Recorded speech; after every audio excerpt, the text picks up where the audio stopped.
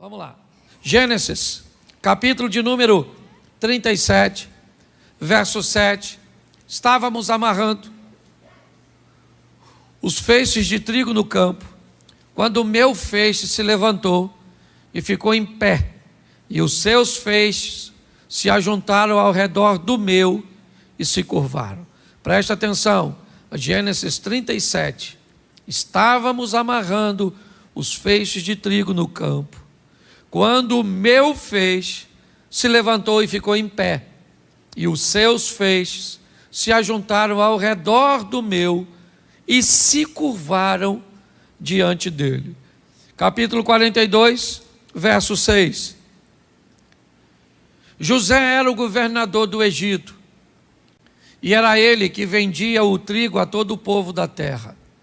Por isso, quando seus irmãos, ou quando os irmãos de José chegaram, curvaram-se diante dele com o rosto em terra. José era governador do Egito e era ele que vendia o trigo a todo o povo da terra. Por isso, quando os irmãos de José chegaram, curvaram-se diante dele com o rosto em terra. Feche os seus olhos. Senhor nosso Deus e Pai, em nome de Jesus, continua falando conosco.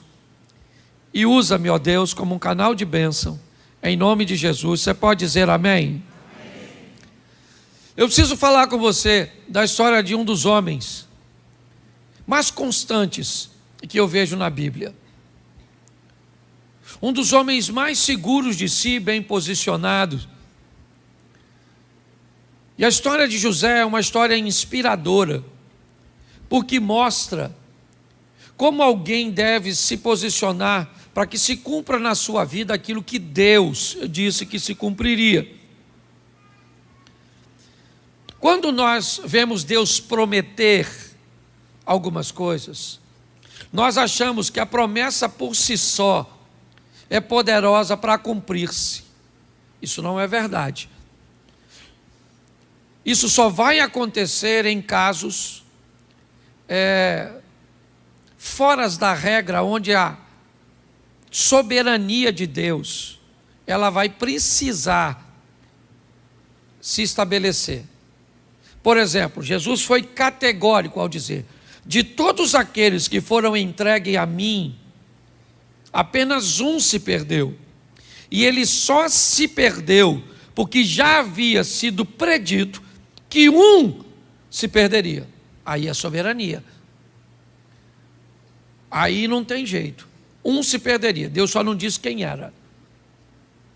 Mas todas as outras vezes, nós vemos pessoas com promessas que às vezes não vivem a promessa, ou não vivem no modelo cuja qual ela foi estabelecida. Ou seja, Deus te prometeu, está prometido, está. Ele não é homem para que minta, nem filho do homem para que se arrependa. Mas a sua posição precisa condizer com a promessa que você recebeu. Para mim não faz sentido um Deus que levanta um cara para ser forte, para libertar o povo, certo? Da mão dos seus inimigos, com o propósito de humilhá-lo com cegueira, de humilhá-lo com escravidão. Não faz sentido. Para mim a história de Sansão, ela não era essa. Não. Para mim o que Deus havia escrito sobre Sansão é: Sansão será um cara forte, obediente e vai livrar o povo da mão do inimigo. Essa era a promessa. Mas Sansão cometeu alguns erros conscientes, porque ele cometia o erro e não mencionava seus pais, o que indica que ele sabia o que estava fazendo, mas sonegava informações. E aí então, ele cumpriu o propósito, cumpriu, mas cego, escravo, girando um moinho. Que fique claro. Quando nós olhamos a história do povo no Egito, a história de José, ou de Moisés, me parece também que não continha 10 pragas.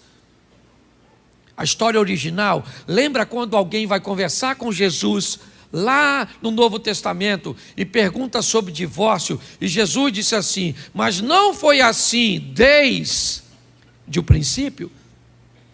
Não era desse jeito, alguém mudou.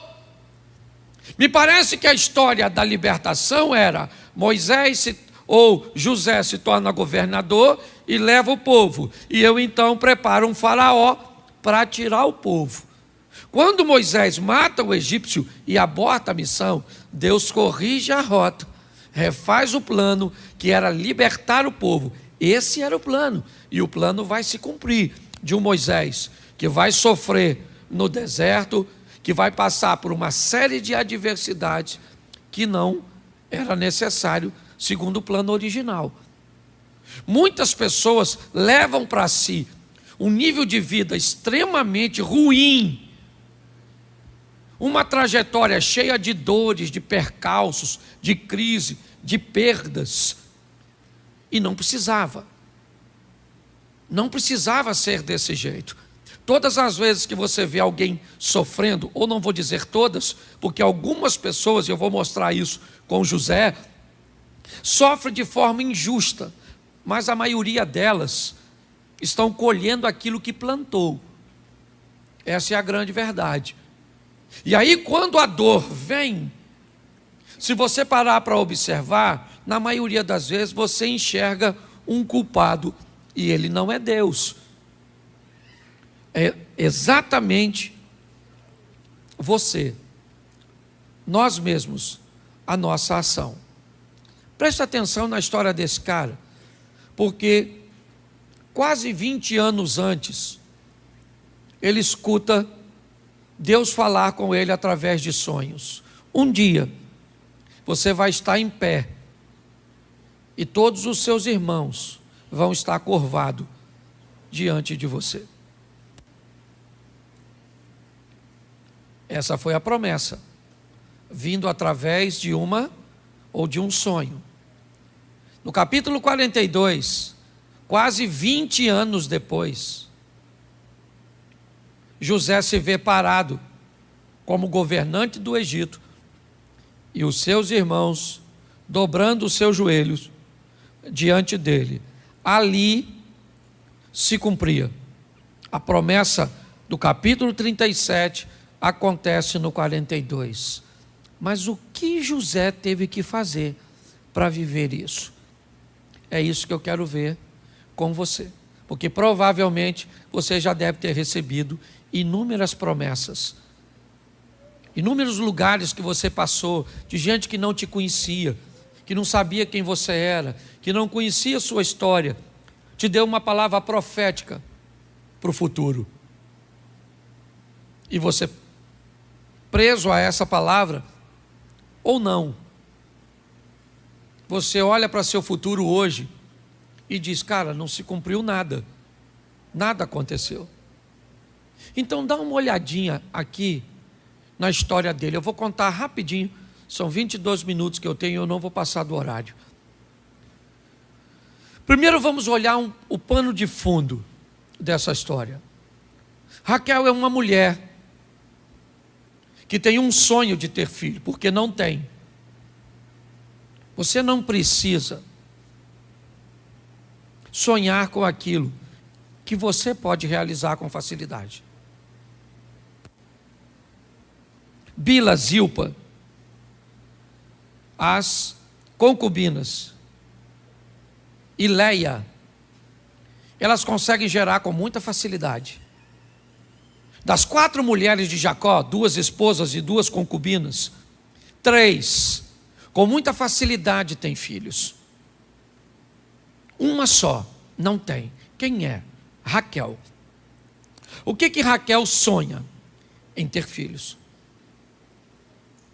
Para ela é algo dificílimo, impossível. Lia ou Leia nunca sonhou em ter filhos. Não. Bila nunca sonhou em ter filhos. Zilpa nunca sonhou em ter filhos. Elas simplesmente tinham. Elas se deitavam com Jacó e tinham o filho. E a Raquel se deitava e não tinha. E as outras deitam e tem. E ela deita, não tem. Aquilo começou a gerar em Raquel o desejo cada vez mais forte de ser mãe. Ela sonhava com aquilo. Aliás, ela perdeu a vida num parto, de tanto que queria ser mãe, o que não era nenhuma novidade. Uma das coisas que mais matava mulheres, né, no mundo antigo era o processo do parto. Ela sabia que a vida estava em risco. Quem sabe, inclusive, ela não gerava exatamente porque Deus a amava. Mas o sonho dela era aquele. E de tanto ela lutar pelo seu sonho, porque sonho é isso. Sonho envolve luta, dedicação, afinco, empenho, trabalho. De tanto. Eu acredito até que ela se deitava com o marido, nem para ter prazer, mas ela se deitava pensando: oh meu Deus, um filho, até que ela teve, engravidou do José. E eu acredito que José é o único filho de Jacó que sonha, exatamente porque a mãe dele sonhava. Provavelmente a mãe dele dizia: meu filho, você é fruto do meu... Eu lutei muito, porque tudo aquilo que nós lutamos muito, nós temos orgulho de dizer. É ou não é verdade? Eu lutei muito para ter minha casa, eu lutei muito para me formar, eu lutei muito para me casar, eu lutei muito para formar meus filhos, eu lutei muito, muito. Agora tudo que não tem luta nenhuma, você nem fala direito, porque é fácil. E me parece que esse menino cresceu ouvindo falar de sonhos. Sonhos. Sonha, meu filho, sonha grande. Meu filho, sonha grande. Você pode sonhar. Vamos lá, meu filho, sonha, sonha. Zilpa nunca disse isso. Nem Bila, nem Leia. Mas José ouvia isso de sua mãe. Com certeza. Ele começa então a sonhar em ser grande. Aliás, seus irmãos o invejavam, simplesmente porque ele sonhava. Tem gente que se incomoda só de você pensar em ser grande, só em você pensar em conquistar. Você nem alcançou ainda, e tem gente que já não gosta da sua vontade de ser, porque fica com medo de você conseguir. Você já notou isso? Quando você fala: eu vou fazer uma reforma na minha casa, você não tem grana. O que é isso? Um sonho. Você pode notar que tem gente que já não gosta, porque não consegue fazer na dele. E José começa a sonhar, mas o sonho dele é muito esquisito, porque ele sonha que os irmãos vão se curvar, e os irmãos não iam muito com a cara dele, não. Essa é a grande verdade. A primeira coisa nessa vida que eu quero te impulsionar hoje é passar a andar com quem é sonhador. Porque todas as vezes que você anda com gente que sonha, a pessoa começa a contar o sonho e te empurrar para frente também. E você sonha com o quê? Ah, não sonho nada não. Pô, cara, tem que sonhar com alguma coisa, pô. Fala aí uma coisa que você deseja muito, mas que é impossível. Ah, eu desejo comprar uma bicicleta. Ô, maluco, isso aí não precisa de sonho. Isso aí você precisa de trabalho. Arruma um bico. Entendeu? Trabalha quando você arruma uma bicicletinha. Compra primeiro uma usada, depois você pula para uma nova. Uma bicicleta zero. Ah, pastor, mas eu tenho vontade mesmo de andar numa Mercedes. Aí é sonho. E sonho bom, louvado seja Deus. Quem aqui gostaria de andar numa Mercedes, daquela zerinha assim? Isso, tem gente que nem levantou a mão. Isso aí. Porque provavelmente deve ser um Lamborghini, uma Ferrari, um Porsche. Mercedes é pouco, certo? Mas preste atenção, anda com sonhador, com quem sonha. Às vezes eu estou numa roda com amigos, nós começamos a falar o que vamos fazer na igreja. Aí você fala um negócio, você vê o olho do outro brilhar, porque ele já quer que você termine de falar para ele falar do sonho dele. Entendeu? Se você contar, por exemplo, que está esperando um homem bonito, inteligente, rico, para uma mulher que não sonha, ela vai falar: você é louca, garoto. Esse homem não existe. Se existir, já está casado. Agora conta para uma mulher sonhadora: ah, eu quero um homem louro, alto, dos olhos azul, assim, rico. E você pode olhar na cara da sonhadora que ela fica assim, ó. O que é isso? É vontade de falar do céu. Você termina de falar, não quero louro, não quero moreno. 1,83 m, não quero nem 84, já falei, certo? Quero assim.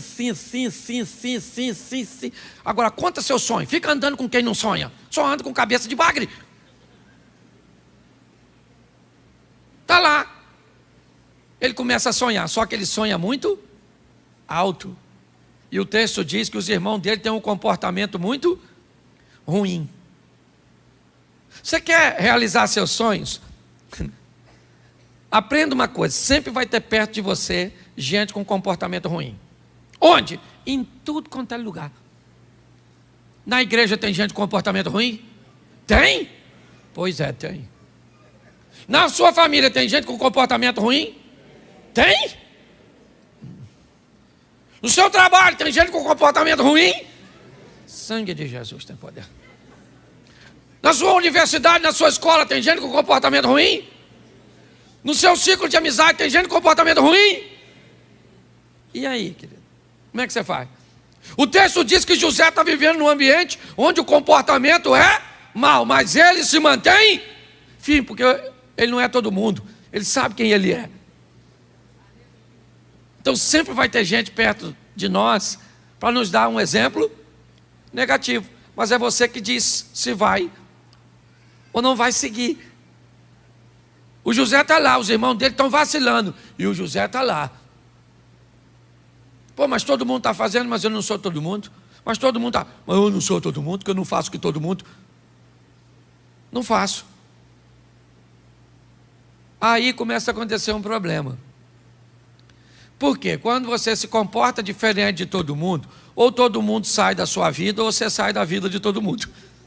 Porque não cabe mais, fica um negócio assim desconectado. O ambiente não é mais para você, ninguém te chama mais para o churrasco, ninguém te chama mais para a festinha, porque agora tu não bebe, tu não fala palavrão, tu não faz fofoca, tu anda vestidinho. Entendeu? Tu não gasta mais dinheiro. Ou seja, agora não cabe mais, porque são dois mundos, sim ou não? E aí, a vida, olha só, os irmãos de José não gostam do Zé. Por quê? Porque o Zé é diferente, e todas as vezes que você é diferente, você fica feio. Cirne. É a história do patinho. Lembra do patinho? Quac, quac, o patinho feio.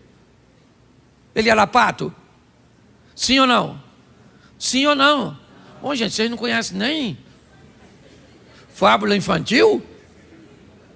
Se eu cantasse agora aqui, levanta e vai de ladinho. Todo mundo canta. Mas o patinho, tu não sabe? A pata teve uns patos. Dentre os patos tem um pato diferente.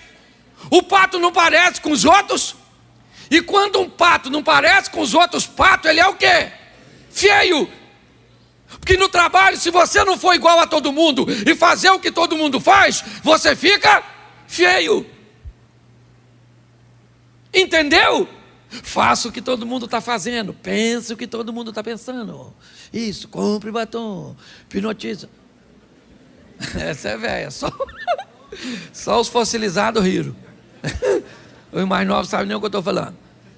Você entende? Para pensar. Todas as vezes, você muda de postura, você fica feio, você fica fedido. Ninguém quer mais ficar perto de... O que é a vida? Tirando de perto de você quem não cabe no seu presente. Porque Deus quer te levar para lugares que pessoas que estão hoje não cabem na sua vida. Deus quer te levar para viver determinadas coisas que costumes, hábitos, lugares não cabem mais na sua vida. Não interessa se é certo ou se é errado. Os outros podem ir, você não pode, acabou. Por quê? Porque não pode, não cabe na sua vida. Os irmãos falaram assim, nós não aguenta mais o Zé. Esse sonhadorzinho. Sonha com sol, com luazinha, com estrelinha, com molinho, e nós não sonhamos com nada. Então o que é que nós vamos fazer? Tirar esse cara de perto da gente. Ninguém quer mais se relacionar. Ah, pastor, ninguém mais quer falar comigo.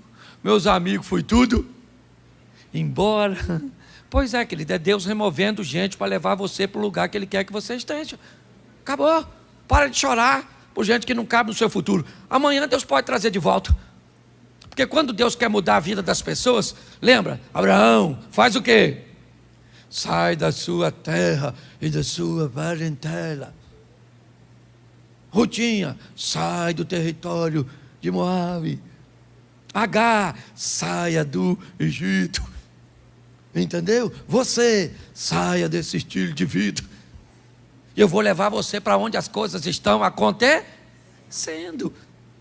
Onde elas estão acontecendo? Ele vai ser governador, pois sonha com sol e lua. E ainda tem estrela que indica a direção. Porque nessa vida, para você vencer, você precisa de governo e direção. Os irmãos de José vão vendê-lo. Gente, essa é uma das estratégias mais poderosas do diabo. Fazer os irmãos do José vender o José. Por quê? Porque aí corre o risco de ele ficar magoado, ressentido. Porque o que mais paralisa pessoas é o quê? Parente, gente de casa que te machucou, que te feriu, que abusou de você, que fez uma fofoca. Nossa, você fica tão sentido com isso. Está assim de gente, ó. Sabe qual é um dos maiores problemas hoje comportamentais na igreja? Paternidade. Sim, a ausência ou a presença de alguns pais tóxicos é o que mais deforma a pessoa. Parente. Os irmãos de José venderam José. Perguntinha básica: José queria ir para o Egito, sim ou não? Sim ou não? Mas ele foi? Ele foi? Foi. Vocês estão melhor que o primeiro grupo. Quando eu usei a frase nesse tom, ele foi! Todo mundo ficou quieto no primeiro culto. E eu já faço de propósito para saber o quanto você sabe sobre o que você pensa que sabe. O José foi para o Egito, mas ele queria ir. Mas ele foi? Mas ele queria ir. Mas ele foi. Mas ele queria ir? Mas foi. Porque às vezes, o que a Bíblia está dizendo? A Bíblia está dizendo que às vezes você vai para lugares que você não quer ir. Você vai viver coisas que não quer viver. Mas quando a vida te levar para lugares que você não quer ir, leve Deus como seu companheiro de viagem.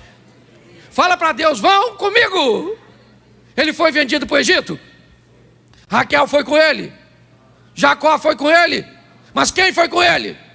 E que se Deus for contigo, meu filho, onde você estiver, a prosperidade tem que vir atrás de você. Olha só.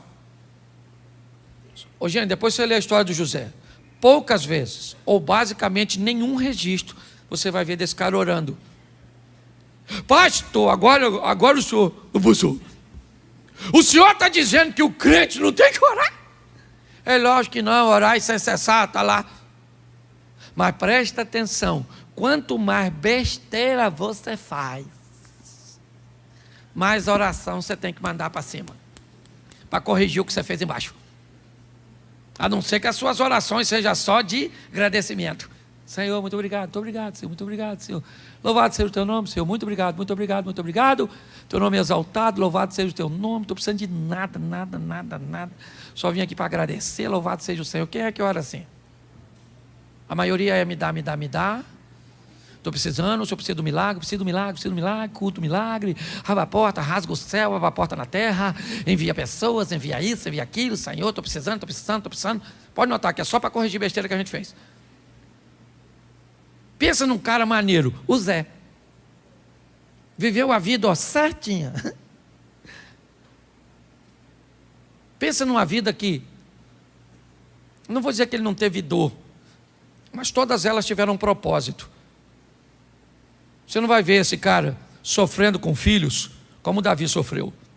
Você não vai ver esse cara sofrendo com filhos como Samuel sofreu, como Eli sofreu, como Moisés sofreu, como Isaac sofreu. Não, a postura de José sempre foi uma postura muito ordeira, muito certinha, e isso facilitou demais a vida dele. É isso que eu quero que você entenda. Ele agora está indo para o Egito, é verdade. E por que é que ele está sendo vendido? Não porque fez besteira, muito pelo contrário. Ele está indo para o Egito por quê? Porque o seu comportamento é acusador demais Ô pastor, mas o José nunca acusou seus irmãos. Querido, não seja tolo. Todas as vezes que você é honesto no meio de corruptos, você não precisa falar nada. Todas as vezes que você é fiel no meio de infiéis, você não precisa falar nada. Está todo mundo de olho em você. Quando você prospera num ambiente onde ninguém prospera, você não precisa falar nada, está todo mundo olhando para o seu casamento, para a sua vida, para os seus filhos, para o seu negócio, para a sua caminhada de fé. E vão te perseguir, mesmo que seja sem palavras, porque você tem vida, e vida fala mais do que palavras. Os irmãos vendem José. Mas quando ele chega no Egito, o texto diz, e Deus era com ele. E esse cara começa a prosperar. Sim, ele prospera. Por quê? Porque vive corretamente. Ah, mas ele foi vendido. Tá bom, cara, tá bom. Ele não queria ir, mas foi. A vida vai te levar. Vai tirar de você coisas que você não gostaria de perder. Vai trazer para a sua vida coisa que você não gostaria de estar perto. Vai te dar funções que você não gostaria. Vai tirar funções que você gostaria. Porque isso é Deus agindo, movendo, fazendo em nós o desejo dele e não o nosso. Ele agora está lá como escravo na casa do Potifar, que fica maravilhado com José, que notou que Deus é com esse rapaz, um escravo promissor, em ascensão. Mas na casa de Potifar também tem uma mulher que vai gostar do José. A mulher do Potifar. Ela queria o José. Ela gostou dele. É um rapaz legal. Trabalha na casa dela. E ela está de olho no Zé. E provavelmente José começou a ficar de olho nela, porque ele não é cego. E a mulher do Potifar quer o José. Ela falou, Zé, vem deitar comigo. O Zé falou, não, maluco, não vou pegar você não. Ela falou, me pega, Zé. E o Zé falou, não pego. Não que eu não queira, ou não posso. Porque é isso, às vezes você quer, mas não pode, porque não tem esse negócio de não querer não, filho. E a mulher fica olhando para mim como se vocês não olhassem também para outro homem. Tudo vai querer me enganar? Vocês são gente, quando passa um homem bonitão, fala sério que vocês não olham. É que vocês são dissimulada. Você olha sem os homens notar. O homem é bobo, trouxa. A mulher passa, ele faz assim, ó.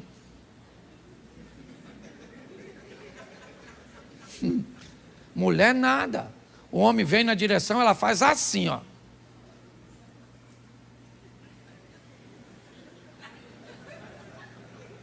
Três olhadas, já olhou tudo. O marido dela nem viu. Na primeira olhada, ela escaneou o malandro. A segunda olhada, ela comparou com o marido. A terceira olhada, ela reprovou o marido. E o marido nem notou. Estou falando de desejo, não. Estou falando de gente. Gente! O José queria pegar ela, sim ou não? Sim ou não? Devia ser gostosa? Bonitona? Porque era para acabar com o sonho do Zé. Entendeu, querido? O diabo vai botar coisa feia perto de tu, não. Abre esse olho seu. Fica de olho nas oportunidades que o diabo vai criar para derrubar você. Aquela mulher falando, vem Zé, vem Zé. E o Zé não, mano. Caraca, que dificuldade, essa maluca é doida. Caramba, Senhor, me dá força para não pegar essa maluca. Rapaz, nossa, porque é assim, querido. Você está rindo de você mesmo. Eu não sei qual é a área que o diabo vai criar para... Até que a mulher agarrou o Zé. Não conseguiu. Agarrou o Zé saiu correndo, deixou a capa para trás. E se tem uma coisa nesse mundo... Deixa eu ver como é que eu me posiciono. Que é um troço complicado. É uma mulher menino. A mulher montou o escândalo. Socorro! Tarado do Egito tentou me agarrar e tal. E o Zé, saiu correndo. Aí quem chegou? O Potifar. Potifar chegou e falou, o que se passa nesse ambiente? Ela falou, o quê? O Zé tentou me violar. O Potifar sabia que Zé não ia pegar. Zé era um cara maneiro, mas ele precisava tomar uma providência. Então mandou prender o Zé. Lá vai o Zé preso. Ele tentou agarrar a mulher assim ou não? Injustiça ou não é? É ou não é? Ele é um cara obediente ou não é? Então quer dizer que obedecer coloca você sempre no ambiente de justiça? Sim ou não? Claro que não. Às vezes você faz tudo certo, parece que o mundo vira contra você. Mas fica quietinho no certo, que aquele que há de vir virá e não tardará. Não muda de postura não, que Deus está querendo se revelar a seu favor. Tem gente que fica revoltadinha. Ah é? Então agora você vai ver. Vou sair, vou beber todas, vou pegar todas, vou para o inferno, você vai ver.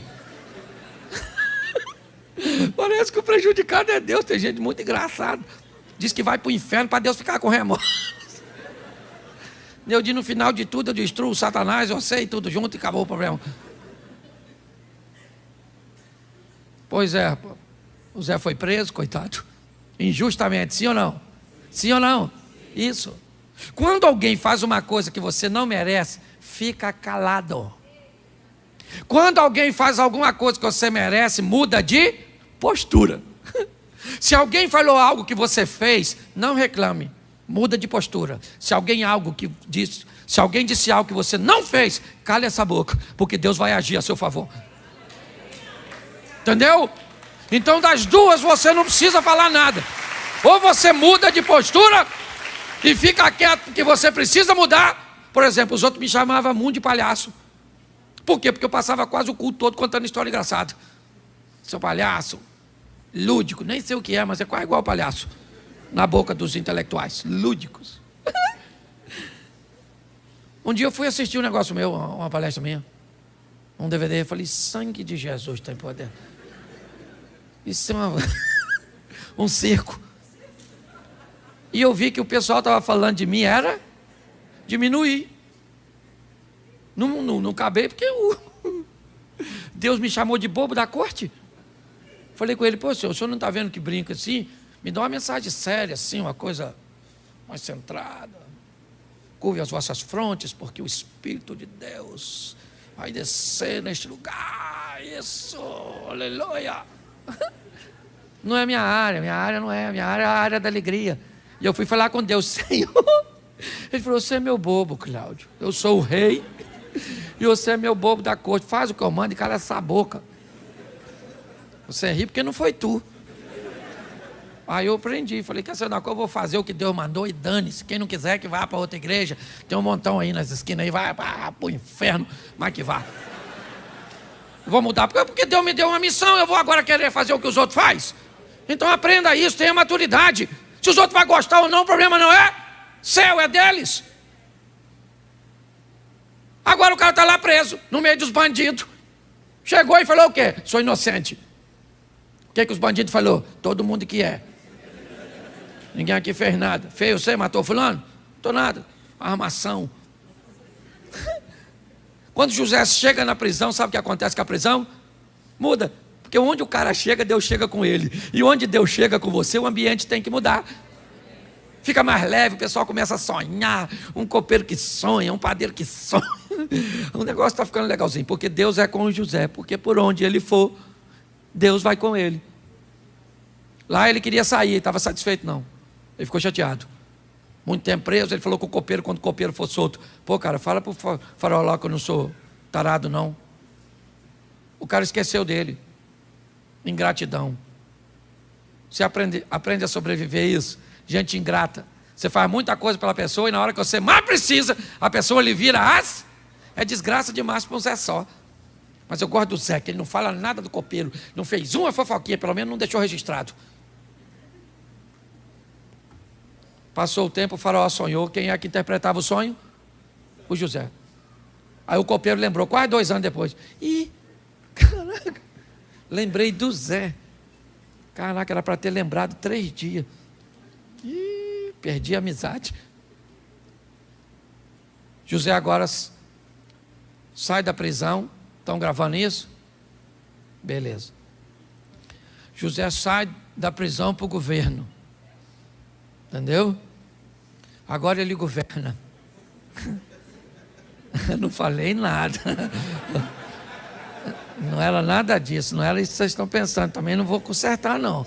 Deixa quieto. Eu só não queria ser incoerente com o meu discurso. Tá. Agora José está governando. Quando ele assume o governo, sabe onde ele vai? Na casa do Potifar. Foi lá com o Potifar. Chama o Potifar aí. Chama o Potifar e a maluca da mulher dele.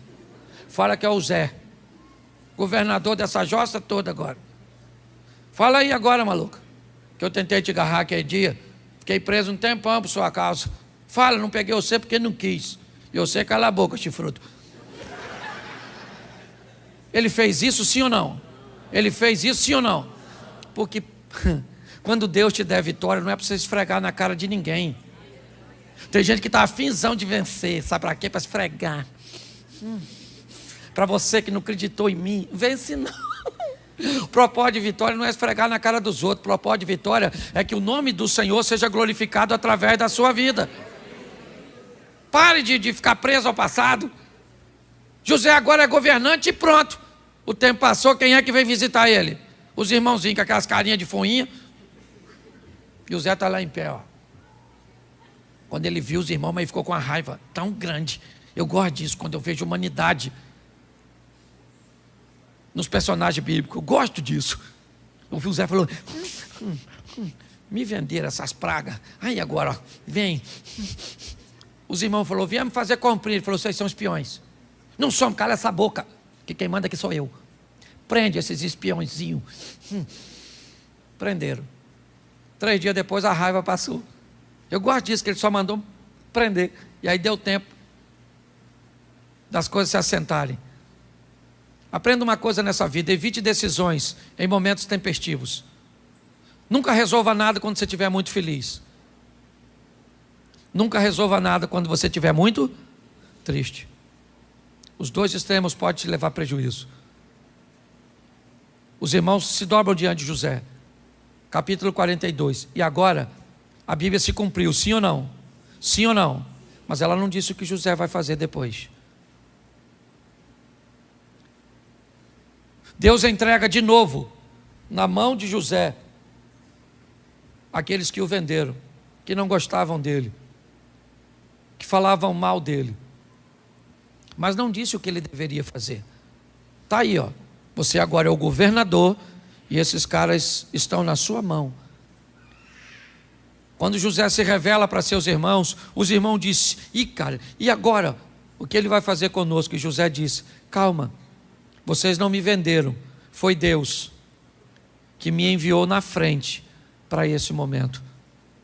Eu queria deixar para nós hoje, porque essa palavra fala muito ao meu coração, em primeiro lugar. A vida está esperando por você, para que você tome decisões assertivas. Todas as vezes que você toma decisões erradas, inevitavelmente o erro, ele vai pegar você. Não tem jeito. Jacó atraiu Esaú. Ao invés de consertar, ele foge. E quando ele foge, Esaú não está lá, mas ele se encontra com Labão, que também vai traí-lo. Você merece uma vida melhor. Não é essa a vida que Deus escolheu para você. O que eu e você precisamos fazer, e eu levei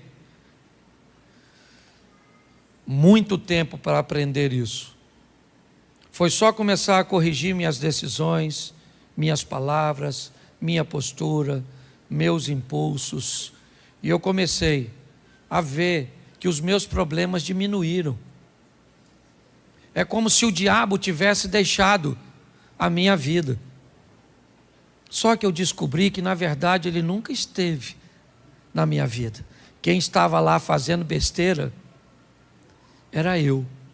Quando Cláudio parou de fazer besteira, as coisas mudaram. Saia daqui para viver uma vida que inspire outras pessoas a viverem com Deus também. Isso não vai diminuir sua oração. Não, ela deve acontecer todos os dias. Mas pode ter certeza de uma coisa: a pauta da conversa vai ser diferente. Você vai ter mais tempo para agradecer, para reconhecer. Tem gente aqui vivendo isso hoje.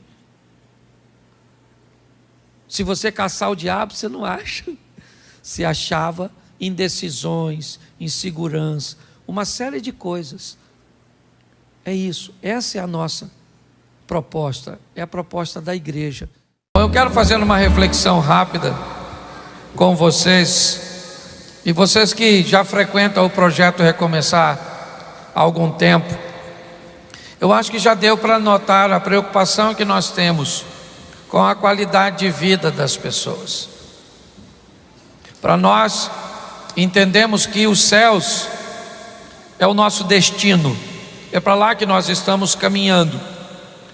Mas para nós não faz sentido, para chegarmos lá, viver uma vida de dores aqui nessa terra. Quanto mais nós pudermos ferramentar as pessoas para viverem melhor aqui, ou seja, receber um adiantamento do que é os céus. Antes de ir para o céu, eu consigo trazer o céu para a terra.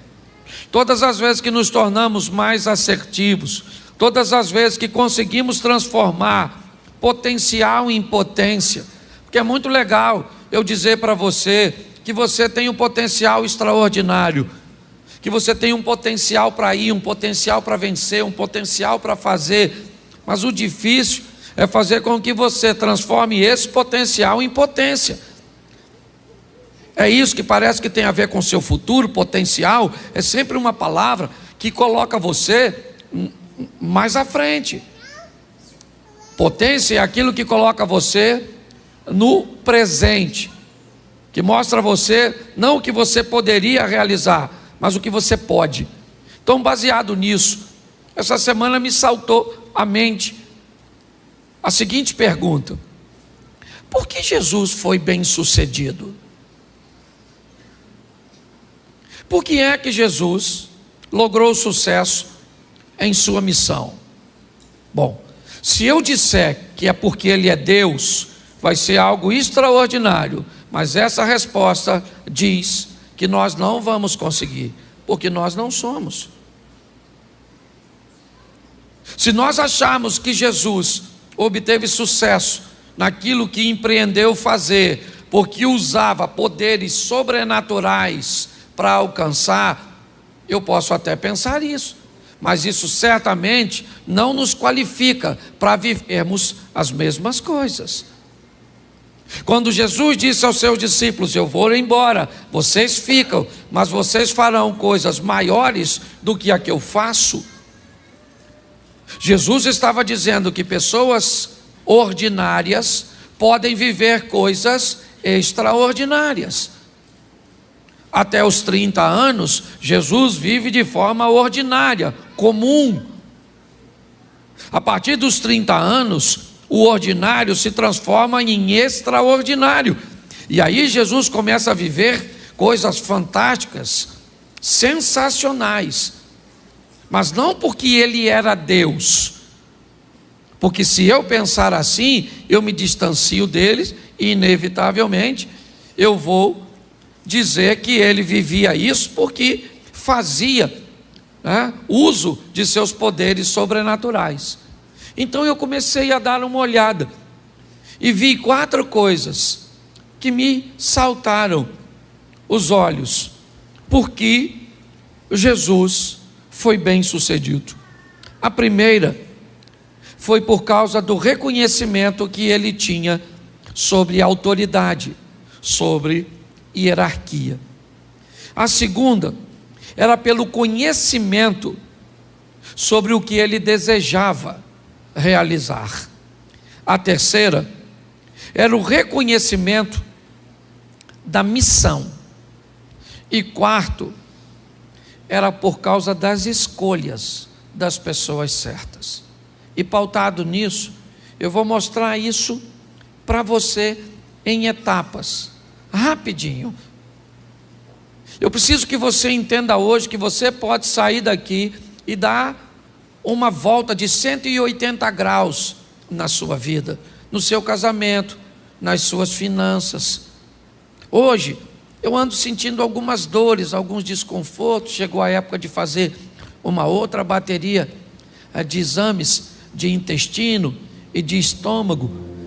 E todas as vezes que a gente chega perto disso, você sente uma dorzinha. E eu comecei a falar com Deus. E hoje eu falei: Senhor, tantas vezes nós pedimos para que o Senhor nos cure, mas aí eu fico pensando, Ele vai nos curar para quê? Para a gente negligenciar de novo? Ou será que está na hora de recebermos uma cura para cuidarmos da nossa saúde? Porque como o Eliezer falou aqui de uma forma muito legal, nós muitas vezes estamos correndo atrás de uma situação emergencial. Eu quero algo que resolva o meu problema momentâneo, e não é isso. Nós precisamos introduzir Deus na nossa vida para que possamos viver uma vida extraordinária. Então Jesus viveu isso primeiro, desde cedo. Ele tinha algo muito peculiar: o reconhecimento das autoridades que estavam sobre ele. Então eu vou te mostrar alguns textos para ratificar isso. Coloca para mim, por favor, Lucas capítulo 2, verso de número 51. Preste atenção.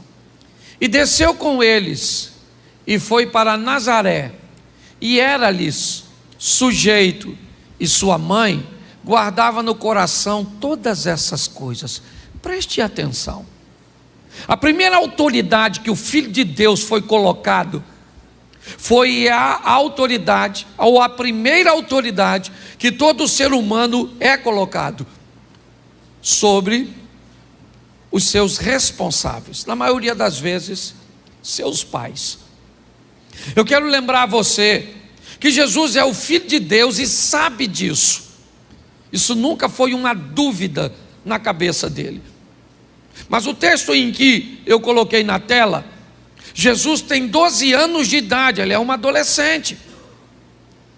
E um adolescente já costuma ter um comportamentozinho meio rebelde, ainda mais sendo menino, achando que é dono do seu próprio nariz.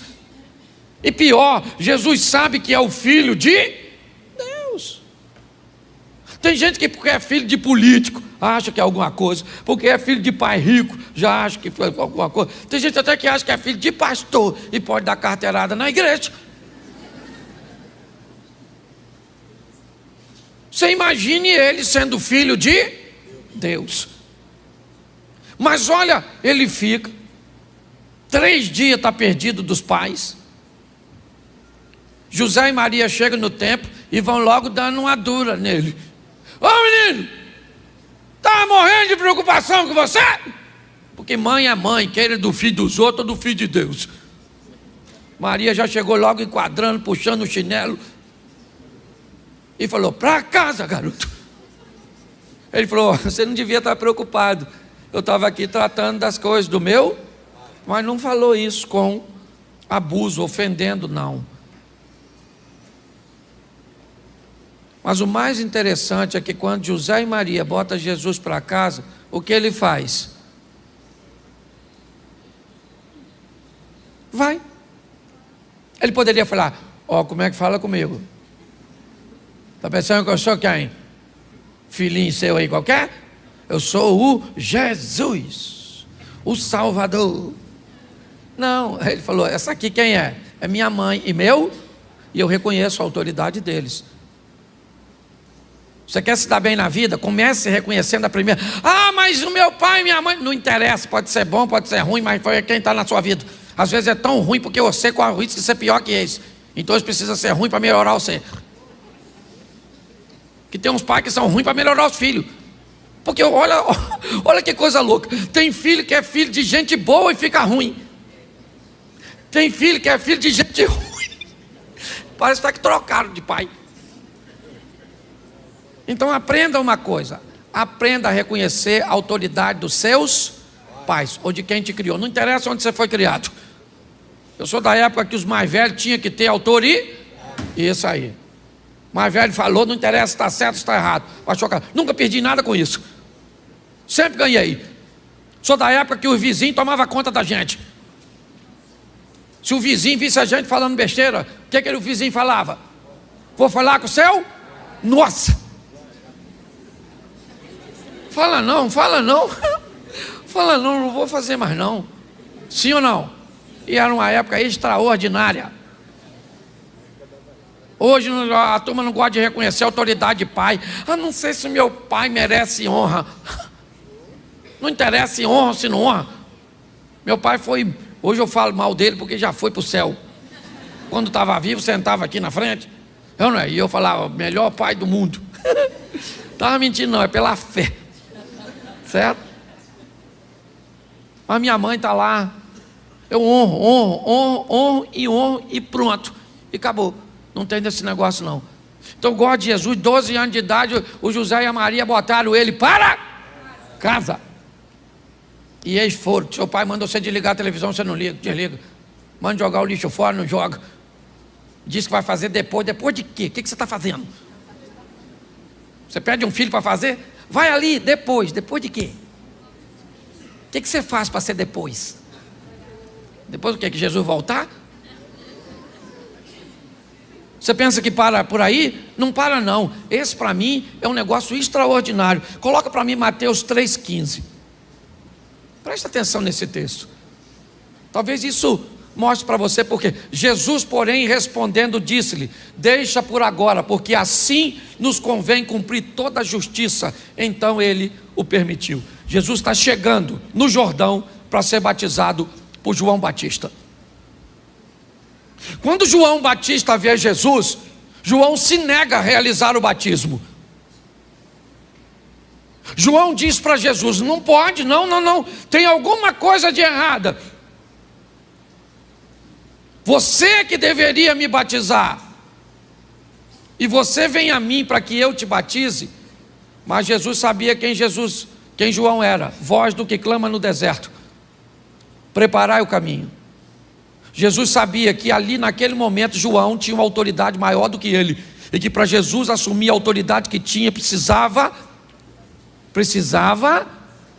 entender e respeitar a autoridade de João. Primeiro, ele vai bem na vida porque reconhece a autoridade, a hierarquia de seus pais. Agora, ele reconhece a autoridade de João como um sacerdote, como alguém que veio preparar o caminho. Ele poderia ter chegado, João batizando todo mundo, e ele diria: vem aqui, João, quem vai batizar você sou eu. Mas não, porque a autoridade não faz de você pequeno.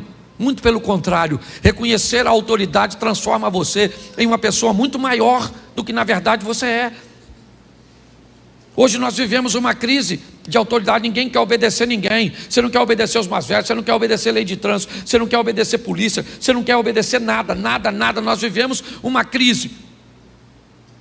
É para desobedecer, nós estamos dentro.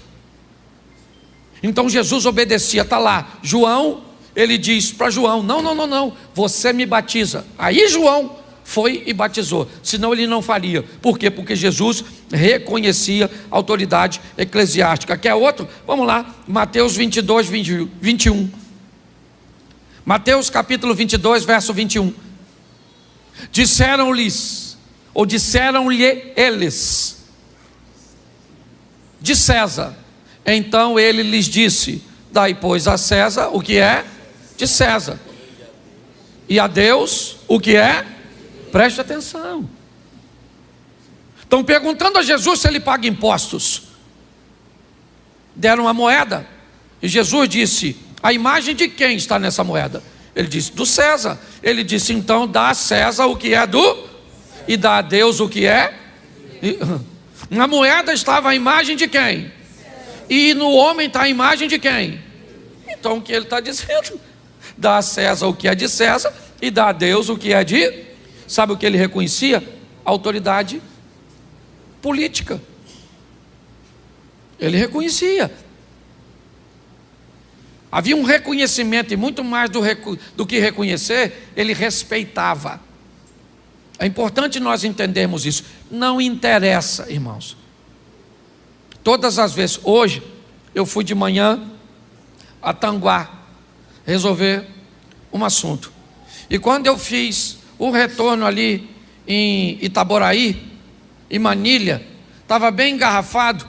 E aí do meu lado esquerdo, já no acostamento, mas do lado esquerdo, começou um montão de gente me cortar. E eu comecei a olhar, 1, 2, e lá na frente, sabe o que eles fazem? Me fecha, ou fecha a linha que eu estou. E aí começou a me dar uma vontade de ir para lá. Era errado, sim ou não? Sim. Mas todo mundo estava fazendo? Sim. Mas se todo mundo faz errado e eu faço também, fica certo? Não. Não. Mas em todo momento nós somos impulsionados a desobedecer, a esquecer algumas coisas. Jesus não, obedecia os pais dele. Devia ser legal obedecer? Não obedecia. Seria mais honroso para ele chegar no Rio Jordão e batizar João e ganhar popularidade, sim ou não? Mas ele fez? Se submeteu. Agora ele está se submetendo a uma autoridade de César. César não era uma pessoa, o nome não é César, ok? César era um cargo, que isso fique bem claro. Aqui provavelmente Augusto ocupava o cargo de César, o imperador. O que Jesus está mostrando é que apesar de ser a maior autoridade, ele era capaz de reconhecer a autoridade das pessoas, e era isso que fazia dele grande. É importante nós entendermos, o sucesso de Jesus vem de entender o que é uma hierarquia. Hoje talvez você não consiga entender a hierarquia do seu gerente, de alguém que está sobre você, porque tem gente que tem dificuldade de lidar com o relacionamento vertical. Basta ter alguém acima de você que você não se submete, e basta ter alguém abaixo de você que você pisa. Nós temos que aprender a lidar com isso. Esteja abaixo, esteja no nível horizontal ou acima, eu tenho que aprender a lidar com pessoas. É a hierarquia da vida. Às vezes eu coloquei aqui no evento, no último evento que teve, pais e filhos. Quem estava dirigindo era o Osias. O evento não era meu, era do Osias. Era ele que estava dirigindo. E aí eu perguntei a ele ali, quanto tempo eu tenho para pregar? Ele falou, você é o pastor, você prega o tempo que você achar. Eu falei, hoje eu não sou o pastor, hoje aqui você é uma autoridade sobre mim. Funciona desse jeito. A gente estava na marcha para Jesus. Eu queria que o pastor Silas fizesse uma coisa. Fui falar com o pastor Silas. Ele falou comigo, Cláudio, mas eu sei que tem que fazer. Eu falei, o chefe hoje sou eu ou é o senhor? Ele falou, não, o chefe é você. Eu falei, então faz. Ele fez a mesma coisa que você, sorriu e fez. Você consegue entender? Entende? Quando você reconhece, acabou, querido. O mundo conspira a seu favor. Pare de querer desonrar. Aprenda. Todas as vezes que alguém é mau, todas as vezes que alguém faz errado, e faz com que você faça errado também, ele é seu discipulador. Quando alguém te fere, quando alguém te magoa, quando alguém é mal com você e faz você se tornar mal, essa pessoa não é seu inimigo, ela é seu mestre. Ela doutrinou você. Ela é tão má que conseguiu fazer com que você ficasse mal. Ela é tão desobediente que conseguiu fazer você desobedecer. Aprenda. Sabe por quê? Porque preste atenção nesse texto agora. Mateus 26, 39. Olha só, começou no pai, foi para a autoridade eclesiástica do João, foi para o governador, para o político, E indo um pouco adiante, prostrou-se sobre o seu rosto, orando e dizendo: meu pai, se é possível, passa de mim este cálice, todavia não seja como eu, mas como tu. Agora ele está sendo fiel à hierarquia de Deus.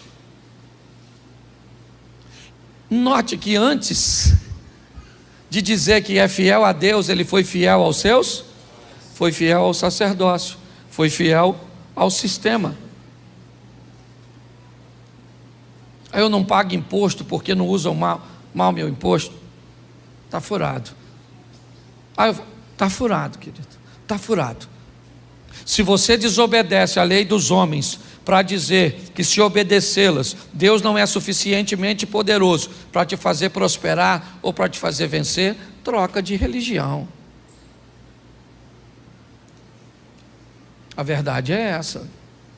Cuidado com esse subterfúgio que muitas vezes uma situação corrupta como a nossa tenta nos impulsionar, porque é isso que eu estou dizendo. É isso que está dizendo. Já que os corruptos usam mal o nosso dinheiro, então nós também nos tornamos corruptos. Pare para pensar. Isso é mais sério do que a gente possa imaginar. Então Jesus fazia o que fazia e teve sucesso porque reconhecia as autoridades, primeiro de seus pais, depois de João Batista, depois de César e depois de Deus. Segundo, Jesus teve sucesso porque tinha conhecimento daquilo que ele iria realizar. É outra coisa que muita gente acha que Jesus citava a Bíblia porque usava seu poder sobrenatural para lembrar de texto bíblico. Jesus usava a Bíblia por quê? Por que ele usava o texto sagrado? Porque lia.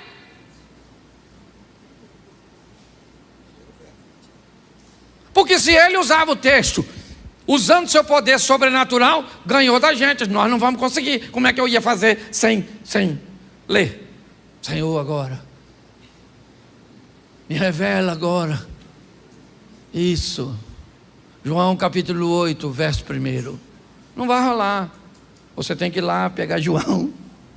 E Jesus foi para o Monte das Oliveiras, e pela manhã cedo tornou para o templo. Toda a multidão vinha ter com ele, assentando-se e ensinava. E os escribas e fariseus trouxeram uma mulher apanhada no próprio ato, adulterando, e puseram no meio. E disse Jesus, e você conhece a historinha. Agora, por que você acha que eu sei o texto? Porque eu li. E por que você não sabe? E o Satanás está preso. Nem perturbou você. Conhecimento daquilo que você vai. Por isso que ele tem conhecimento. Lucas 2,46, coloca aí. Quer fazer as coisas, quer montar um negócio, não tem conhecimento do negócio. Quer construir um relacionamento amoroso, não tem conhecimento da pessoa. Quer arrumar um amigo, não, e aí depois reclama. Tudo para mim dá errado. Esse dia um cara falou comigo: pastor, eu vou contar minha história para o senhor vê onde eu errei. Ele me contou a história dele. Eu falei: rapaz, eu estou tentando ver onde você acertou. Porque você errou foi quase tudo. Está aí, ó. E aconteceu que, passados 3 dias, acharam no templo, assentado no meio dos, ouvindo e quem é que estava lá? Conversando, ouvindo, interrogando Jesus. E por que ele interrogava? Por que ele perguntava? Por quê? Aliás, essa era uma prática de Jesus. Ele só perguntava para os outros aquilo que ele já sabia. Isso, parecia até a imigração americana. Se você já viajou para a América, você sabe como é que funciona. Você chega lá, o cara pergunta assim: quantas bagagens o senhor tem? E já está na tela. Que cor? O que você trouxe dentro? Tudo que ele pergunta, ele já, porque ele quer saber se você está. É isso aí. Dá uma olhada nisso aqui, ó. Jesus conhecia. E vou te mostrar agora como é que ele conhecia. Presta atenção. Mateus capítulo 4, verso 4.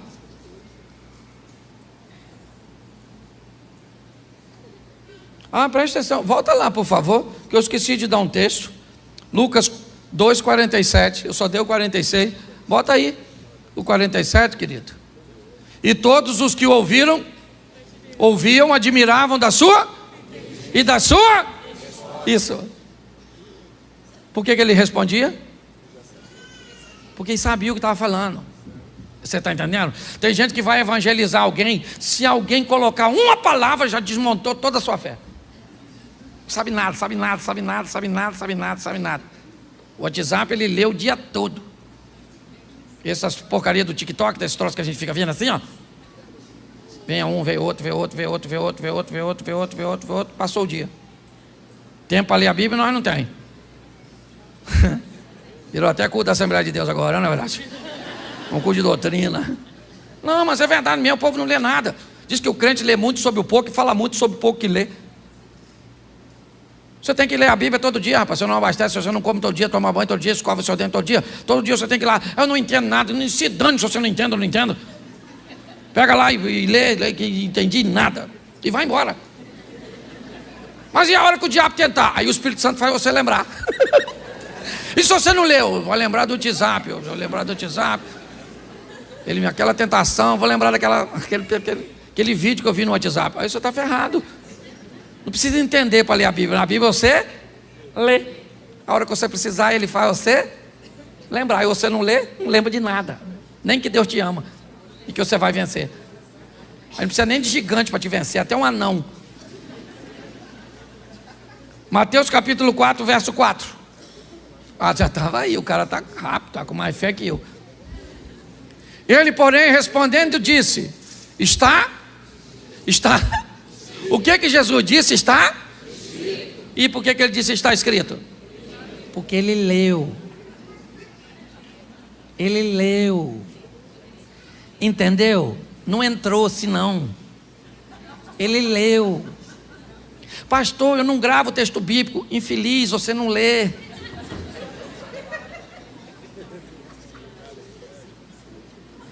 Não lê. Sabe aquela historinha do garotinho que perguntou ao pai o que era aquele livro que tinha na casa dele? O pai dele falou: isso é uma Bíblia. E o garotinho falou: o que é a Bíblia?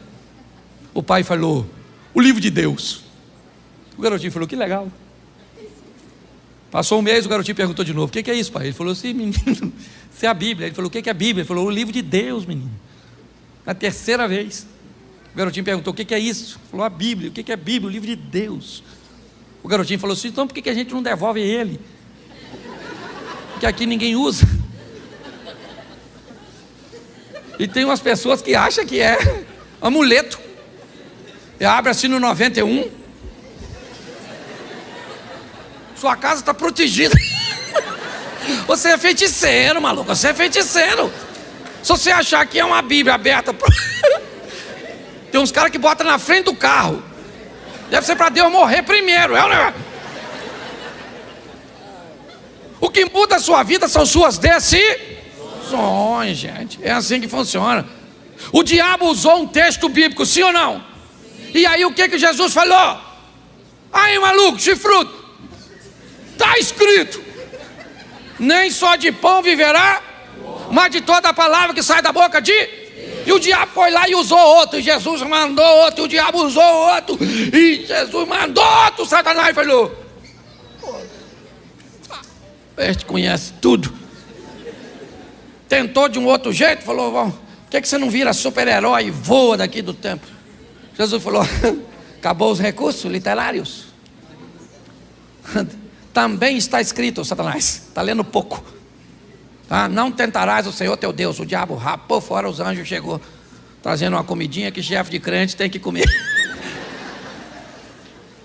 Conhecimento, rapaz, tá assim de gente. Você quer ser bem sucedido, vai montar um negócio. Antes de montar, conheça tudo a respeito do negócio que você quer montar. Vai entrar numa igreja, conheça tudo sobre o pastor, sobre a doutrina, sobre tudo.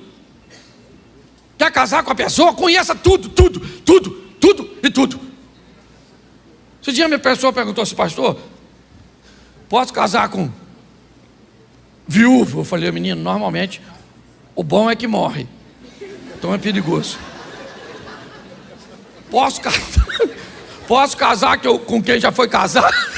Falei: perigoso, porque está sujo do relacionamento anterior. Mágoas e ressentimento. Posso casar com quem tem filho? Pior ainda. Posso casar com solteiro? Eu falei: com a escassez que está, perigoso. Por que está solteiro até hoje? Com uma demanda tão grande, não é? pessoa não sabe nada de nada. E pior, tem fé, meu filho, tem fé. Vou te mostrar Jesus de novo. Mateus 19, 7. Mateus 19, 7. Olha só, que coisa maravilhosa. Disseram-lhes então: por quê? Presta atenção que é uma pergunta. Por que mandou Moisés dar a carta de divórcio e repudiá-la? Olha só o que eles estão fazendo, buscando o conhecimento de Jesus em torno de divórcio. O que eles sempre trazem para Jesus são assuntos de alta complexidade. Eles são doutores da lei. E por que eles são doutores da lei? Por que eles sabem a Bíblia, talvez, até mais do que Jesus? Por quê? Eles não são Deus. Porque eles estudaram a Bíblia, porque eram rabinos, porque eram escribas, porque eram estudiosos. Pare de achar que Jesus viveu coisas extraordinárias porque era um ser celestial. Não. Ele viveu coisas extraordinárias para mostrar que seres humanos comuns podem viver coisas extraordinárias, obedecendo princípios. É isso. E um dos princípios foi a hierarquia que eu falei, e agora o conhecimento. Perguntavam a ele: como é que eu alcanço o reino de Deus? Sabe o que Jesus dizia? Como é que está escrito? Aí dizia o texto, ele dizia: muito bem, então vai e cumpre. Você quer obter sucesso? Faça como ele. Conheça. Terceiro princípio: reconhecimento da missão. Talvez esse seja extremamente desafiador para a maioria das pessoas, é entender o que veio fazer nessa terra. Reconhecimento da missão. Hoje muitas pessoas têm dificuldade de observar isso, de fazer a leitura correta a respeito disso. Mas preste atenção, João capítulo 2, verso 4. Caná da Galileia é o cenário. 2,4 de João. Disse-lhe Jesus: mulher, que tenho eu contigo? Ainda não é chegada a minha hora. Maria está pedindo a Jesus que livre aquela família da vergonha, porque o vinho acabou na festa. Ela vai até Jesus e disse: olha, eles não têm mais vinho, isso vai ser uma vergonha. Jesus então disse: mas eu não vim aqui, essa não é minha missão, não é para isso. Ele disse: ainda não é chegada a minha hora. Lembra quando ele vai ser preso? Finalmente, o que ele diz quando vai ser preso? É chegada a minha hora. Jesus obteve sucesso porque ele sabia o que veio fazer. Eu levei um bom tempo para descobrir. Primeiro, que eu era crente. Segundo, que eu ia pregar. E terceiro, que eu tinha que pregar de um jeito engraçado numa época que ninguém pregava. Porque eu fui chamado de demônio, disso, daquilo, daquilo outro. E você já deve ter ouvido pra caramba. E talvez não só ouvido, como falado. Vou abrir meu coração hoje aqui. Tem assim de gente na igreja que falava mal de mim, porque não me conhecia, achava que eu não era sério, só porque eu era bem-humorado. Esse pastor é um palhaço, é um engraçadinho, fica contando piada no púlpito. Não levanta a mão não, mas eu sei. Esse dia eu estava conversando com um, o outro chegou e falou assim: pastor, você não sabe como é que isso falava mal de você. E eu falei para ele assim: rapaz, fica tranquilo que ele não sabe o quão ruim eu era. Senão falava mais. Saber quem você é, cara. Sabe qual é o problema hoje? Cara, parece que as pessoas querem dizer quem nós somos, o que temos que usar, o que devemos falar, o que devemos fazer. Aliás, para estarmos inseridos em grupo, às vezes jogamos nossa identidade fora, usamos coisas que não gostamos. Eu já contei essa história aqui diversas vezes. Eu fui viajar, o cara me levou para andar numa lancha. Depois da lancha me levou para andar num tal de um jet ski. Pensa num troço maneiro. Voltei para casa doido. Ainda dava para comprar. Falei com... O cara falou: compra um para tu. Eu falei: vou comprar. E vim para casa, pro Xerém. Chamei minha mulher e falei: querida, eu andei num jet ski, menino, vou comprar um troço daquele para nós. Ela falou para mim: Cláudio, falando com você, nós vamos andar onde?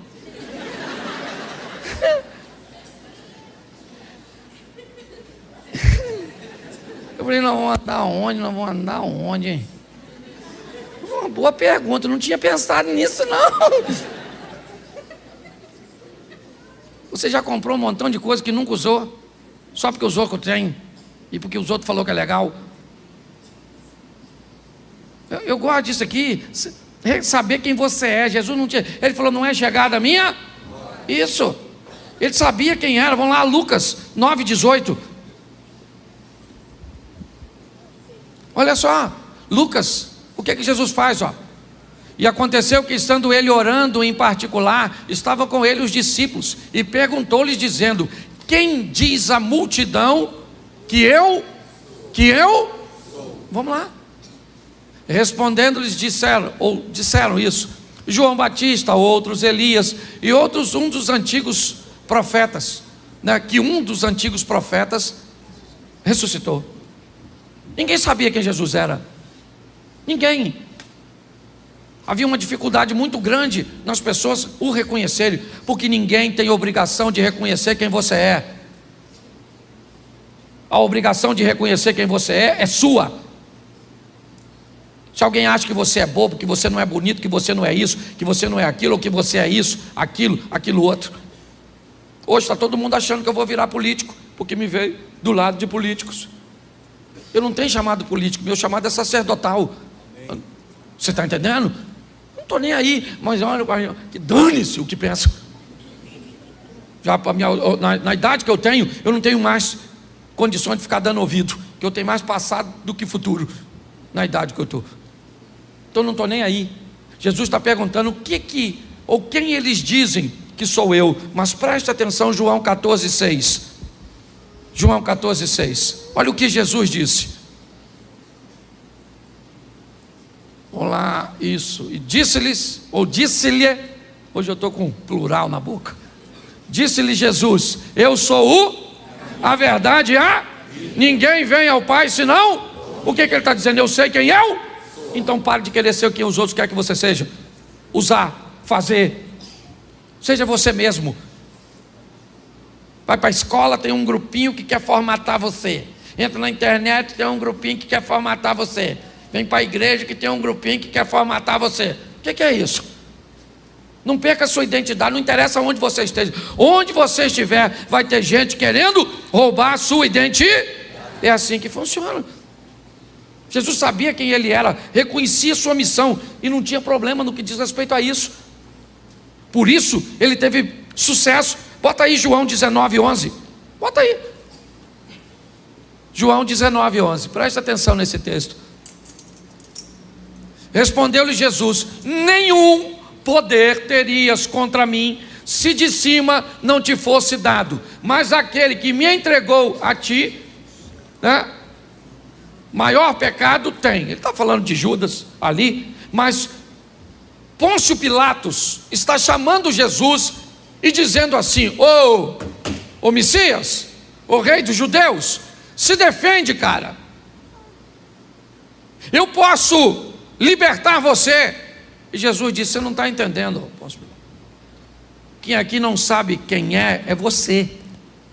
Eu sei muito bem quem eu sou. Você não teria poder nenhum se meu Pai que está no céu não tivesse concedido a você. E Jesus ainda responde uma angústia de Pilatos no final do texto: fique tranquilo, porque aquele que me entregou a você é pior do que você. Até no sofrimento, até no momento da adversidade, até no caminho da morte, Jesus está aliviando a dor de quem encontra no caminho, porque sabe quem é. Quanto mais rápido você descobrir quem você é, o que você veio fazer, mais fácil fica. Mas pastor, por que eu não sei quem eu sou nem o que eu vou fazer? Porque identidade e missão está totalmente entrelaçado.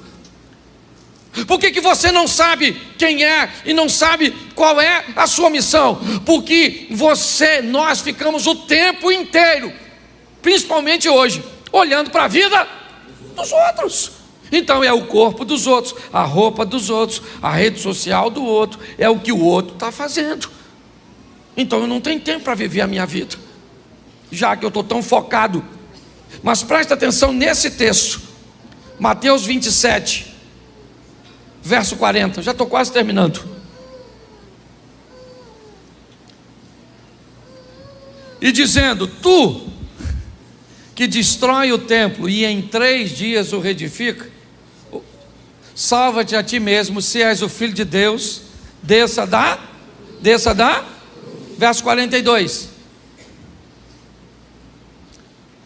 isso, salvou os outros e a si mesmo não pode salvar-se?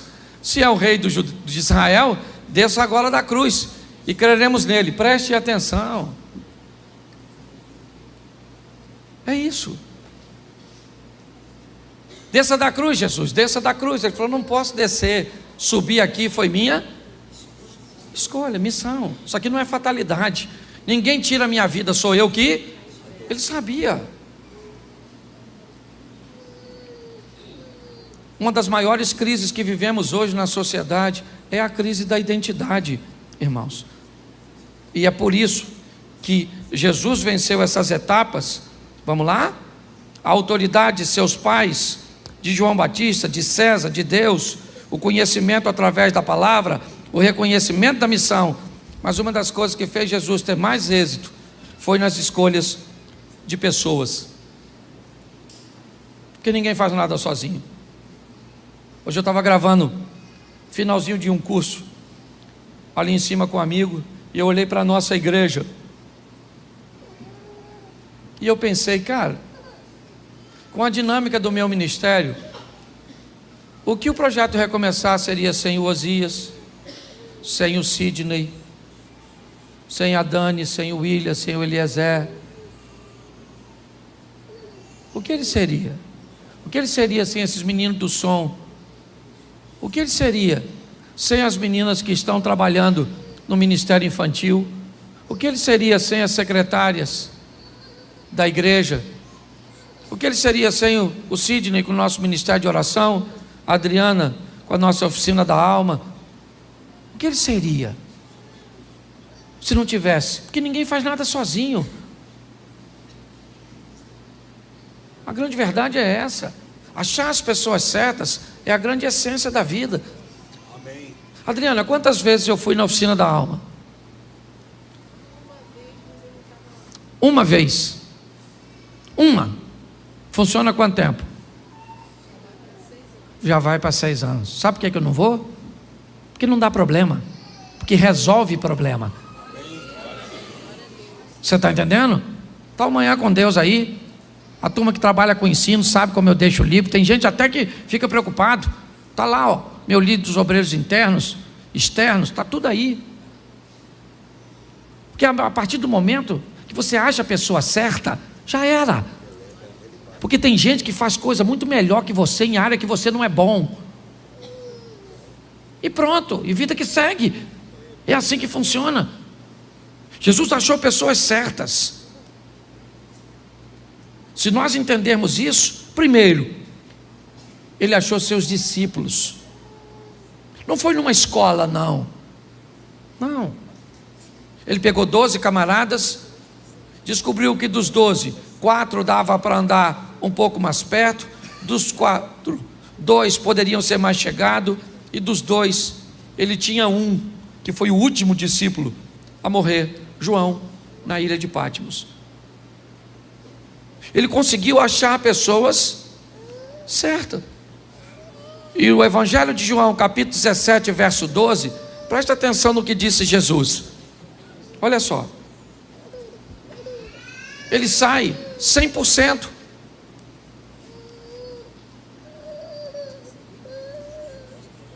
Ouviu o texto ou não? Vamos lá, 17, 12. João 17, 12. Se travou, me fala que eu leio. Travou? Isso, o computador, o inimigo está furioso. João 17:12. Estando eu com eles no mundo, guardava-os em teu nome, e tenho guardado aqueles que tu me deste, e nenhum deles se perdeu, senão o filho da perdição, que a Escritura, disse ou falou para que se cumprisse. Preste atenção, Jesus disse: todos os caras que eu escolhi deu certo, até o que deu errado. Porque o cara que deu errado cumpriu a sua missão. Por quê? Porque quando você acha as pessoas certas, já era. Por que você acha que todos os dias o diabo está mandando gente errada para a sua vida? A Bíblia diz: bendito é aquele que vem em nome do Senhor. Então, se bendito é aquele que vem em nome do Senhor, todo dia seu filho encontra com gente que vem de Deus e gente que vem das trevas. Sua esposa encontra com gente que vem de Deus e gente que vem das trevas. Seu marido encontra com gente que vem de Deus e gente que vem das trevas. Porque se todo mundo viesse de Deus, não precisa ter processo de seleção. Todo mundo vem do mesmo lugar. Você pega um cara espiritual como Josué, recebe os gibeonitas, porque se disfarçaram e diziam vir em nome do, mas não vinham. Você consegue entender isso? Quando nós vemos esse texto, nós descobrimos que quem consegue selecionar pessoas vai muito longe. Ele selecionava amigos. Não vou te dar o texto, se quiser anotar. João capítulo 11 verso 3. Mandaram-lhe suas irmãs dizer: Senhor, está enfermo Lázaro, aquele a quem tu amas, seu amigo. Jesus também tinha amigos, e não eram poucos, eram muitos. Por isso que eu não gosto de gente que tem 40, 50, 60 anos de vida e diz que tem poucos amigos. Ninguém pode viver tanto e ter poucos amigos. Se você tem poucos amigos é porque você é ruim. Você pode ter poucos amigos na esfera de maior intimidade, aí eu entendo. Mas você tem que ter amigo para viagem, amigo para bate-papo, amigo para pesca, amiga para ir para o shopping, amigo para contar segredo, amigo para emprestar dinheiro, amigo para orar por você. E provavelmente não vai ser o mesmo para todos os grupos. Tem gente que você empresta dinheiro, mas não ora por você. Tem gente que ora por você, mas você não empresta dinheiro. Tem gente que você conta segredo, mas não vai na sua casa. Tem gente que vai na sua casa, mas você não conta segredo. Eu estou cansado de falar isso. E é por isso que muita gente não quer viver com gente. Certo? Agora, preste atenção. Lucas 8:2, e eu termino aqui. Lucas, dá? Foi, agora foi, que eu tinha esquecido. E também algumas mulheres que haviam sido curadas de espíritos malignos e de enfermidades. Maria, chamada Madalena, da qual saíram 7 demônios. Joana, mulher de Cusa, procurador de Herodes. E Susana, e muitas outras que o serviam com suas. Jesus tinha gente que financiava seu sonho. Não tem como não ser bem sucedido. Não tem. Não há fórmula que derrote Jesus. Ele reconhece seus pais, reconhece a autoridade eclesiástica, reconhece a autoridade política, o que governa esse mundo, reconhece a autoridade de Deus. Jesus sabe o que veio fazer, tem conhecimento, reconhecimento de missão, e alguém que sabe escolher pessoas. Não tem como. Não tem como dar errado para quem utiliza essa fórmula. Mas não honro meus pais, não honro os princípios e as autoridades eclesiásticas, eu não honro os governantes, eu não honro Deus. Eu não sei nada sobre meus direitos, biblicamente falando, eu não reconheço minha missão e eu não seleciono pessoas. Querido, a probabilidade de você ser bem sucedido é quase zero. Desculpe o que eu vou falar, mas o maior vilão da nossa vida ainda continua sendo nós mesmos. A grande verdade é essa. Mude de vida, mude a sua maneira de pensar, e você pode ter certeza que as coisas vão mudar. Minha maneira muda quase todos os dias, e eu termino usando um texto que usei aqui numa das minhas últimas mensagens, Ana e Penina. Nunca um texto quebrou tanto meus paradigmas quanto esse. Por muito tempo, eu disse que Ana era maior que Penina, que o filho de Ana era Samuel e o filho de Penina, ninguém sabia o nome. Até que, lendo o texto mais uma vez, depois, sei lá, centenas de vezes, o Senhor tocou no meu coração e me disse: onde está escrito que há alguma vantagem de Ana sobre Penina? O texto diz que uma tem algo que a outra não tem. Penina tem filhos que Ana quer. Ana tem um amor que Penina quer. Mas Ana consegue o filho e Penina não consegue o amor, porque não derramou o coração na mesma medida. A oportunidade estava para Penina e para Ana. Se Penina fizesse o que Ana fez, Eucana teria amado. Então não há desvantagem, porque não há desvantagem entre você e quem está do seu lado. A chuva para os dois, o sol para os dois, a oportunidade para os dois. Mas nos ensinaram, pelo menos a mim, eu estou quebrando meus paradigmas, a entender que não há vantagem nenhuma de ninguém sobre mim e de mim sobre ninguém. Talvez eu não tenha a mesma missão que outra pessoa tem, mas isso não faz dessa pessoa maior do que eu, e não me faz maior do que ninguém. Vamos pensar um pouco nisso e levar nossa vida para outro nível, porque é isso. Deus te chamou para isso, colocou aqui você para caminhar com a gente. Você não vai embora, vai para outra igreja.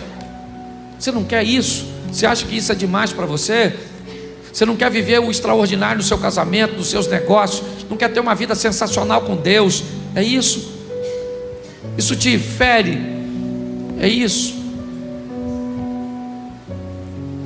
É essa visão do socialismo? Não estou falando de política não, tá? Estou falando dessa visão de que todo mundo tem que ter a mesma coisa. Nunca vai ter. Nunca vai ter. Porque se der a mesma coisa para duas pessoas e uma administrar bem e outra mal, é só uma questão de tempo até você comprar minha propriedade. Porque a oportunidade é para todos. E Deus trouxe você aqui para dizer isso para você. Chegou o tempo de você viver uma vida extraordinária.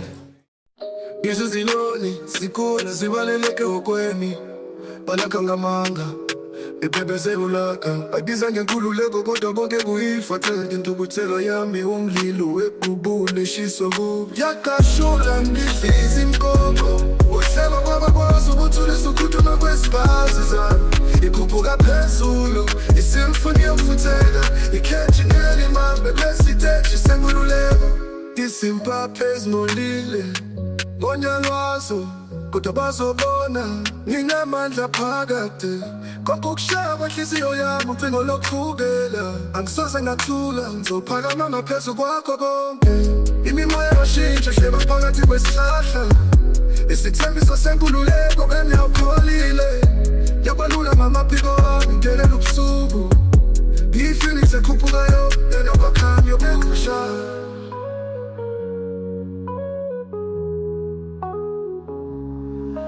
yakashula ngidliza inkoko uhleba kwabakwazi ukuthulisa ukhuthuma kwesibazi zami ikhuphuka phezulu isimfuni yokufutheka ikhethi ngelimambe lesiteji senkululeko inyoni endizayo ngindizela ngeni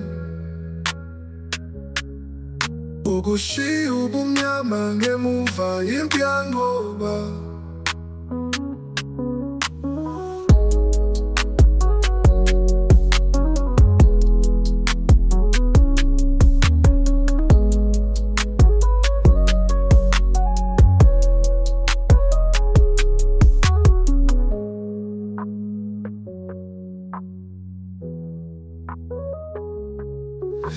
isimpaphe ezimolile ngonyalwazo kodwa bazobona nginamandla phakade konke ukushaya kwenhliziyo yami ucingo lokuvukela angisoze ngathula ngizophakama ngaphezu kwakho konke imimoya yashintsha hleba phakathi kwesihlahla isithembiso senkululeko eneyophola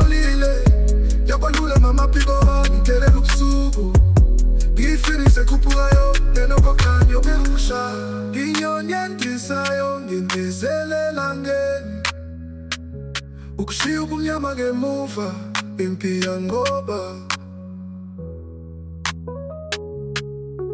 Yakashula ngidliza inkomo, uhleba babakwazi ukuthi unesokuthuma kwesipazi zami.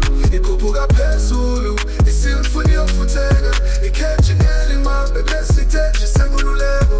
Yakashula ngidliza inkomo, uhleba babakwazi ukuthi unesokuthuma kwesipazi zami. Ikhuphuka phezulu, isimfuni yokufutheka, ikhethi ngelimambe besiteji sengululeko.